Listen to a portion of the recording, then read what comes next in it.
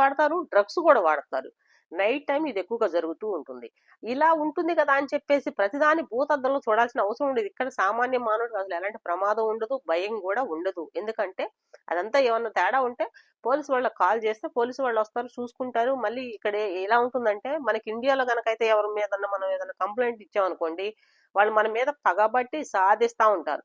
ఇక్కడ అది ఉండదు. ముందు మెయిన్ ఇండియాకి అమెరికాకు ఉన్న తేడా అది. ఫస్ట్ మనకి ఎవరైనా మన ఇంటి ముందు ఎవరైనా నైట్ టైంలో ఏదన్నా గొడవ చేస్తున్నారు అనుకోండి, మందు కొట్టడం, సిందులేయటం, లేదంటే ఇంకేదో ఉంటుందిలే, చాలా ఉంటుంది ఇదంతా సంథింగ్ సంథింగ్. అలాంటివి ఉన్నాయని మనం పోలీసు వాళ్ళకి పొరపాటున కాల్ చేస్తే ఈ పక్కిళ్ళోళ్ళే చేసి ఉంటారు ఎవరో, ఇంకెవరో ఎందుకు చేసి ఉంటారు బయట వాళ్ళు, ఈ మధ్యలో వాళ్ళే చేసి ఉంటారేమో అని చాలా మంది భయపడి వస్తూ ఉంటారు ముందు కంప్లైంట్ ఇవ్వడానికి కూడా. ఇక్కడ అలా ఉండదు, ఎవరైనా ఇస్తారు. వాళ్ళు వచ్చి మళ్ళీ వీళ్ళ మీద పగ పట్టేది ఉండదు, పగ తీర్చుకునేది కూడా ఉండదు. అదొకటి ఫస్ట్. ఇక్కడ ఈ ఫస్ట్ మనం మాట్లాడుకోవాల్సింది ఇప్పుడు మళ్ళీ ఇండియా నుంచి వచ్చిన ఈ విద్యార్థిని ఎందుకు వీళ్ళు ఇలా అరెస్ట్ చేశారు అన్నది మాట్లాడదాం.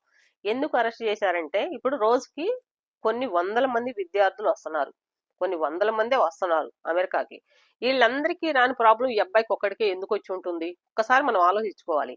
ఎందుకు వచ్చి ఉంటుంది అంటే అబ్బాయి నిజంగా తప్పు చేశాడా ఒప్పు చేశాడా అన్నది తీసి పక్కన పెడితే ఇక్కడ చాలా మంది తెలియక చేసే పనులు కొన్ని ఉంటాయి. అవి ఏంటి అంటే వీళ్ళు మామూలుగా ఇప్పుడు మన మీద ఏదన్నా అనుమానం వచ్చింది అనుకుందామండి, పోలీస్ వాళ్ళకి అనుమానం వచ్చింది అంటే వాళ్ళు ఏం చేస్తారంటే పక్కకు తీస్తారు ఫస్ట్. ఎక్కడ ఎయిర్పోర్ట్ లో కూడా సేమే. ఇప్పుడు ఇక్కడ మనకి కారు డ్రైవింగ్ చేస్తుంటే రోడ్డు మీద ఎలా ఉంటుందో ఎయిర్పోర్ట్ లో కూడా సేమ్ ఉంటుంది.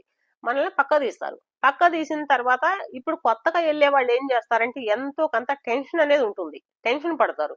ఇక్కడ మనం వచ్చేటప్పుడు ముందు మెయిన్ టెన్షన్ పడకూడదు. వాళ్ళు పక్కకు తీసినప్పుడు వాళ్ళు అడిగిన ప్రతిదానికి, వాళ్ళు అడిగే క్వశ్చన్ కి మన దగ్గర ఆన్సర్ కనుక ఉందనుకోండి, ఆన్సర్ చెప్పాలి.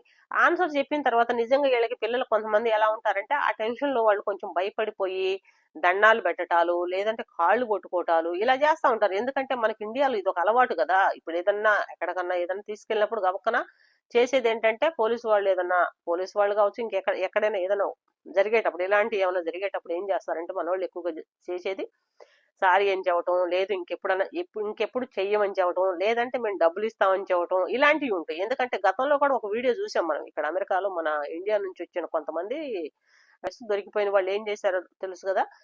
ఏం చెప్పారు వాళ్ళు ఆ రోజు, మేము డబ్బులు ఇస్తాం అది ఇది అని చెప్పారు. అలాంటి వాటికి ఇంకా వీళ్ళు పోలీసు వాళ్ళు ఇక్కడ వాళ్ళు ఇంకా ఎక్కువ కఠినమైన నిర్ణయాలు తీసుకుంటూ ఉంటారు అనమాట.